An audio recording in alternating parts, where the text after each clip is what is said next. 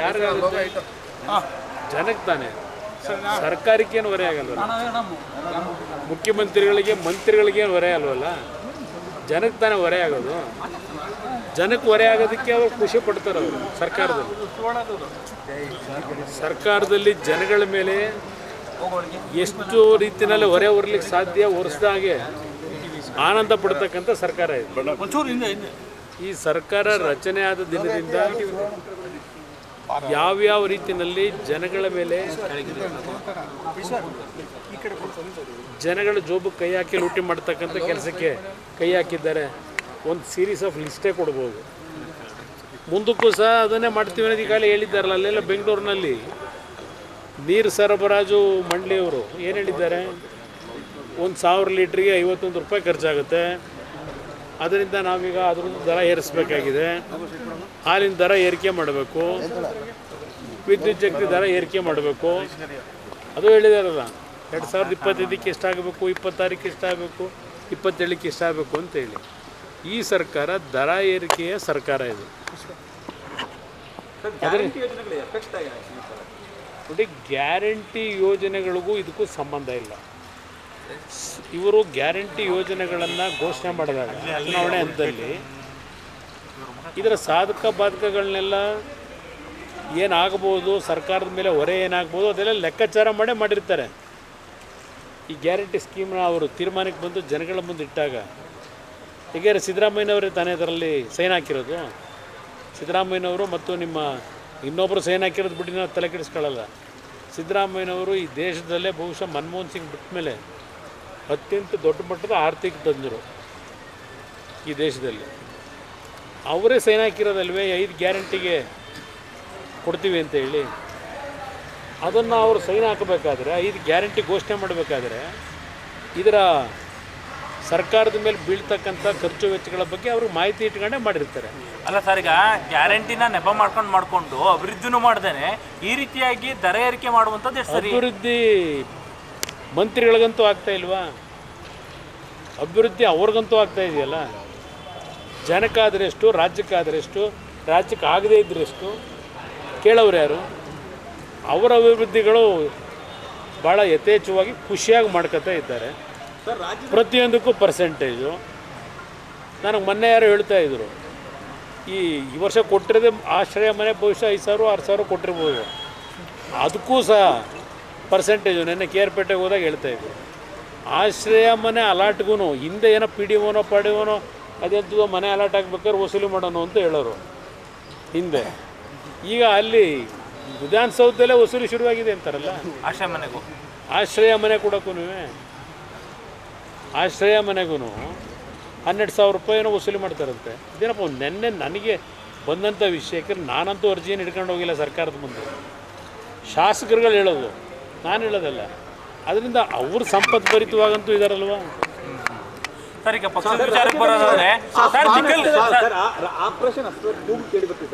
ಕಾಂಗ್ರೆಸ್ ಶಾಸಕರು ಎಲ್ಲರೂ ಕೂಡ ನೋಡಿ, ಅದು ಇತ್ತೀಚಿನ ದಿನಗಳಲ್ಲಿ ಆಪರೇಷನ್ ಅಸ್ತವೋ ಇನ್ಯಾವುದೋ ಏನೋ ಒಂದು ಮಾಡೋದು ಮಾಮೂಲಿ ನಡೀತಾನೆ ಇರ್ತವೆ. ಅದಕ್ಕೆ ಸೊಪ್ಪು ಹಾಕ್ಬೇಕಲ್ಲ. ಹೌದು, ನಮ್ಮಲ್ಲಿ 18 ಜನ ಶಾಸಕರಿದ್ದಾರೆ. 18 ಜನ ಶಾಸಕರು ಒಟ್ಟಾಗಿದ್ದಾರೆ. ಅದನ್ನು ಮೊನ್ನೆ ಹರೀಶ್ ಹೇಳಿರೋದು. ಹಲವಾರು ರೀತಿಯಲ್ಲಿ ಒತ್ತಡಗಳಾಗ್ತಾ ಇರೋದು ನಿಜ. ಆದರೆ ನಮ್ಮಲ್ಲಿ ಎಲ್ಲ ನಾವು ಒಂದು ಒಗ್ಗಟ್ಟಲ್ಲಿ ಒಂದು ವಿಶ್ವಾಸದಲ್ಲಿದ್ದೇವೆ ಅಂತಕ್ಕಂಥದ್ದನ್ನು ಈಗಾಗಲೇ ಶಾಸಕರ ಪರವಾಗಿ ಹರೀಶ್ ಹೇಳಿರ್ತಕ್ಕಂಥದ್ದು. ಅವರೆಲ್ಲ ಕೂತು ಚರ್ಚೆ ಮಾಡ್ತಾ ಇರ್ತಾರೆ. ಬೆಳಗಾವಿ ಅಧಿವೇಶನದಲ್ಲೂ ಏನೇನು ನಡೀತಿದೆ ಅಂತಕ್ಕಂಥದ್ದು ಅವರೆಲ್ಲ ಮ್ಯೂಚುವಲಿ ಮುಕ್ತವಾಗಿ ಚರ್ಚೆ ಮಾಡ್ಕೊಂಡಿರ್ತಾರೆ ಏನೇನು ನಡೀತಿದೆ ಅಂತ ಹೇಳಿ. ಅದನ್ನೇ ಮೊನ್ನೆ ಹರೀಶ್ ಹೇಳಿರೋದು.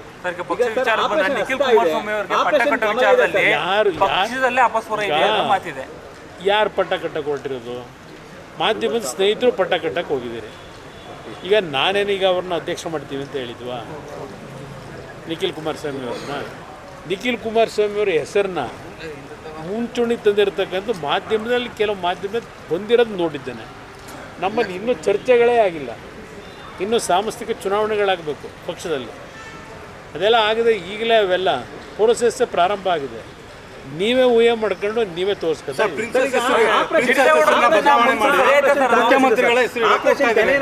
ಶಿವರಾಮರೇ, ನಾನು ಬ್ರದರ್, ನೀವು ಒಳ್ಳೆ ಪ್ರಶ್ನೆ ಕೇಳಿದ್ರಿ.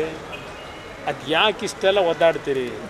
ನಾನು BJP ಸ್ನೇಹಿತರುಗಳಿಗೂ ಮನವಿ ಮಾಡ್ತೀನಿ, ಯಾಕೆ ರಸ್ತೆಯಲ್ಲಿ ಪ್ರತಿಭಟನೆ? ಮುಖ್ಯಮಂತ್ರಿಗಳಂತೂ ಈ ವಿಷಯದಲ್ಲಿ ನಾನು ಗಮನಿಸಿರ್ತಕ್ಕಂಥದ್ದು, ಆ ಪ್ರಿನ್ಸಸ್ ರಸ್ತೆಯನ್ನು ಬದಲಾವಣೆ ಮಾಡಿ, ಹೆಸರನ್ನು ಬದಲಾವಣೆ ಮಾಡಿ ಇವ್ರ ಹೆಸರಿಡಬೇಕು ಅಂತಕ್ಕಂಥ ಒಂದು ಮುನ್ನೆಲೆಗೆ ಬಂತಲ್ಲ, ಮುಖ್ಯಮಂತ್ರಿಗಳು ಬೇಡ ಅಂತಲೂ ಹೇಳ್ತಾ ಇಲ್ಲ, ಬೇಕು ಅಂತಲೂ ಹೇಳ್ತಾ ಇಲ್ಲ, ಜಾಣ ಮೌನಕ್ಕೆ ಒಳಗಾಗಿದ್ದಾರೆ ಅಲ್ವೇ? ಇಷ್ಟೆಲ್ಲ ಕಾಂಟ್ರವರ್ಸಿ ಮಾಡ್ಕೊಳ್ಳೋದು, ಇಷ್ಟೆಲ್ಲ ಬೀದಿಲಿ ಪ್ರತಿಭಟನೆ ಮಾಡೋದು, ಇದೆಲ್ಲ ಬಿಟ್ಟು ಅತ್ಯಂತ ಮಹತ್ವವಾಗಿ ಇಡೀ ದೇಶದಲ್ಲಿ ಚರ್ಚೆ ಆಯ್ತಲ್ವೇ ಕೆಸರೆ ಗ್ರಾಮ. ಆ ಕೆಸರೆ ಗ್ರಾಮದ ರಸ್ತೆಗೆ ಸಿದ್ದರಾಮಯ್ಯ ಹೆಸರಿಟ್ರೆ ಆಯ್ತಪ್ಪ, ಯಾವ ಕಾಂಟ್ರವರ್ಸಿ ಇರಲ್ಲಲ್ವಾ? ಕೆಸರೆ ಗ್ರಾಮಕ್ಕೆ ಹೆಸರಿಟ್ಕೊಂಬಿಡಿ, ಸಿದ್ದರಾಮಯ್ಯ ಬಡಾವಣೆ ಅಂತಲೋ, ಸಿದ್ದರಾಮಯ್ಯ ಎಂಥದ್ದು ರೋಡ್ ಅಂತಲೋ ಇಟ್ಕೊಂಬಿಡಿ. ಅದು ಯಾಕೆ ಸುಮ್ಮನೆ ಪಾಪ ಮೈಸೂರು ಅರಸರ ಕುಟುಂಬದ ಹೆಸರನ್ನ ತರೋದು? ಪಾಪ ಅವರೆಲ್ಲ ಸತ್ತು ಸ್ವರ್ಗದಲ್ಲಿದ್ದಾರೆ, ಈ ರಾಜ್ಯಕ್ಕೆ ಕೊಡುಗೆ ಕೊಟ್ಟು. ಏನು ಕೊಡುಗೆ ಮೈಸೂರಿಗೆ? ಈಗ ನಾನು ಆಗಿದ್ರೆ ಕೇಳಬೇಕಲ್ವೇ? ನಾನು ಆ ಕೆಲಸಕ್ಕೆ ಹಿಡಿಯಲ್ಲ. ಒಬ್ಬ ಜನಪ್ರತಿನಿಧಿಯ ಕರ್ತವ್ಯ, ಒಂದು ಅಧಿಕಾರ ದೊರಕಿದಾಗ, ಜನ ಕೊಟ್ಟಾಗ ಜನಗಳ ಸೇವೆ ಮಾಡಬೇಕಾದಂಥದ್ದು ಒಬ್ಬ ಜನಪ್ರತಿನಿಧಿಯ ಕರ್ತವ್ಯ ಅಷ್ಟೇ. ಅವರು 1983-85 ಬಂದಿರಲ್ವೇ ಶಾಸಕರಾಗಿ ಮೈಸೂರು ಜಿಲ್ಲೆ ರಾಜಕಾರಣ. 83 ಬಂದರು, 2 ಬಾರಿ ಉಪಮುಖ್ಯಮಂತ್ರಿ ಆದರು, 2 ಬಾರಿ ಆದರೂ 3 ಬಾರಿ ಆದರು. ವಿರೋಧ ಪಕ್ಷದ ನಾಯಕರು 1 ಬಾರಿ ಮುಖ್ಯಮಂತ್ರಿಯಾಗಿ 2ನೇ ಬಾರಿ ಪೂರ್ಣಗೊಳಿಸ್ಲಿಕ್ಕೆ ಹೊರಟಿದ್ದಾರೆ. ಮುಂದಿನ 3 ವರ್ಷ ನಾನೇ ಅಂತ ಹೇಳ್ಕೊಂಡಿದ್ದಾರೆ. ಈಗ ಇಷ್ಟೆಲ್ಲ ಅಧಿಕಾರ ದೊರಕಿ ಯಾವ ಮೈಸೂರಿನ ಪುಣ್ಯಾತ್ಮರು ಇವರಿಗೆ ಇಷ್ಟೆಲ್ಲ ಬೆಳೆಸಿದ್ರು? ಅವ್ರು ಕೊಟ್ಟಂಥ ಕೊಡುಗೆ ಮೈಸೂರು ಜಿಲ್ಲೆಗೆ. ಕುಮಾರಸ್ವಾಮಿ ಇದ್ದಂಥ ಯಾವುದೋ ಒಂದು ಲಾಟ್ರಿ ಮುಖ್ಯಮಂತ್ರಿಯಾಗಿ 18 ತಿಂಗಳು ಮತ್ತು 14 ತಿಂಗಳು ಮೈಸೂರಿಗೆ ಕೊಟ್ಟಿರೋ ಕೊಡುಗೆ ಚರ್ಚೆ ಮಾಡೋಣ. 2006-2007 JNUR ಸ್ಕೀಮ್ನ ಮೈಸೂರಿಗೆ ಕೊಟ್ಟವ್ರು ಯಾರು? ಎಷ್ಟು ಸಾವಿರ ಕೋಟಿ ಬಂತು? ಇಲ್ಲೆಲ್ಲೋ ಆ ಬಂಬು ಬಜಾರಲ್ಲಿ ನೀರು ನಿಂತು ಆ ಕೂಲಿ ಕಾರ್ಮಿಕರು, ಪೌರ ಕಾರ್ಮಿಕರು ಬೀದಿಲಿದ್ದಾರಲ್ಲ, ಇವತ್ತಲ್ಲಿ ಕಟ್ಟಿದ್ದೀವಲ್ಲ, ಯಾರ ಕಾಲದಲ್ಲಿ ಕಟ್ಟಿದ್ದು? ಏನು ನಾನು ಕಟ್ಟಿದ್ದೀನಿ ಅಂತ ಹೇಳ್ಕೊಂಡು ತಿರುಗ್ತೇನೆ, ದಿನ ಅಡ್ವರ್ಟೈಸ್ಮೆಂಟ್ ಹಾಕತ್ತೀನ? ಸ್ಲಮ್ ಕ್ಲಿಯರೆನ್ಸ್ ಬೋರ್ಡಿಂದ ಎಷ್ಟು ಸಾವಿರ ಮನೆ ಕಟ್ತಕ್ಕಂಥ ತೀರ್ಮಾನ ತೆಗೆದುಕೊಂಡೆ. ರಾಜಕಾಲುವೆಗಳಿಗೆ ಏನೇನು ತೀರ್ಮಾನ ಕೊಟ್ಟು ನಾವು ಇದ್ದಿದ್ದು 18 ತಿಂಗಳು, ಈ 14 ತಿಂಗಳು ಬಿಟ್ಬಿಡಿ ಇವ್ರ ಜೊತೆ ಮಾಡಿ.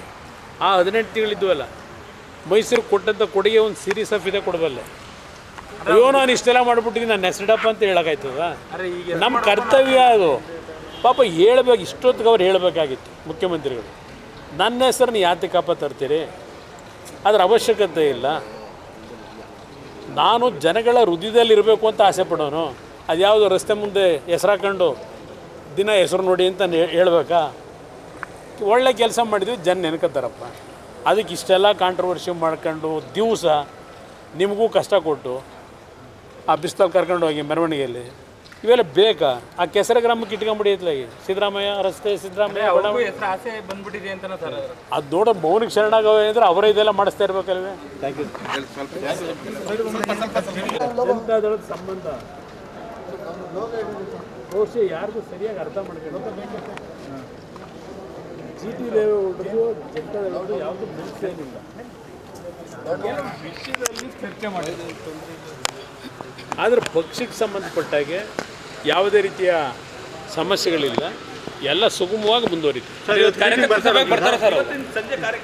ಅವರಿಗೆ ನೋಡಿ, ಕಾರ್ಯಕರ್ತ ಸಭೆ ಬರೋದು ಬಿಡೋದು ಒಂದು ಭಾಗ, ಆದರೆ ನಮ್ಮ ನಿರಂತರ ಸಂಪರ್ಕದಲ್ಲಿ ಇದ್ದಾರೆ. GT ದೇವೇಗೌಡರದು ನಮ್ಮದು ಏನಾದರೂ ಸಣ್ಣ ಪುಟ್ಟ ಸಮಸ್ಯೆಗಳಿದ್ದರೆ ಅದು ಗಂಡ ಹೆಂಡತಿ ಸಮಸ್ಯೆ, ಉಂಡು ಮಲಗತ್ತರಗ ಅಂತ ಹೇಳ್ತಾರಲ್ಲ, ಅಷ್ಟೇ ಅದು. ಅದ್ರ ಬಗ್ಗೆ ನೀವೇನು ತಲೆ ಕೆಡಿಸ್ಕೋಬೇಡಿ, ಎಲ್ಲ ಸರಿಯಾಗಿ. ಗ್ಯಾರಂಟಿ ನ್ಯೂಸ್, ಸುದ್ದಿ ಖಚಿತ, ನ್ಯಾಯ ನಿಶ್ಚಿತ.